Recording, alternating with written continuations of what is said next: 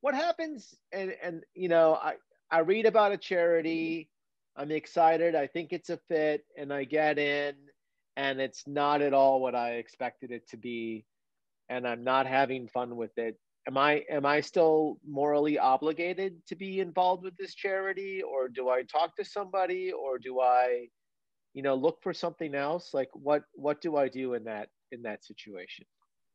I think your obligation is to speak to someone, because if you came to this organization because you're passionate about an issue and it seemed like they were addressing the issue, but something is amiss, you there may be a very logical reason. It could be a misunderstanding on your part, or there could be some really critical thing, but actually an easy thing that you may be able to solve. A lot of times with the really small organizations, they're founded by someone who's extremely passionate, but doesn't necessarily have the capacity or the resources to be as professional as we want them to be. So maybe they simply need to be connected to a foundation that gives grants for capacity building.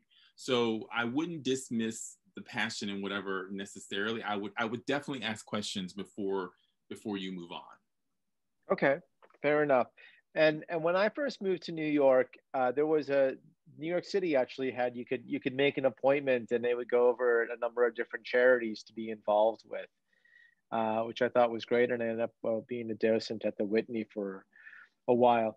Is there some, I don't even know if that's still around, but do you know of any like central volunteer aggregators or something that you What, could go to? was that New York Cares? Maybe. I mean, it could have been, this was I think it was 19. New York Cares, which is a nonprofit. It's not part of New York Okay. City per se. I don't know if they're still around or not.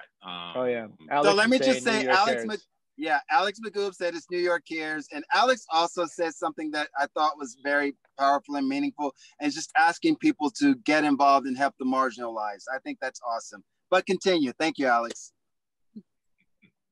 But go ahead, continue about New York Cares.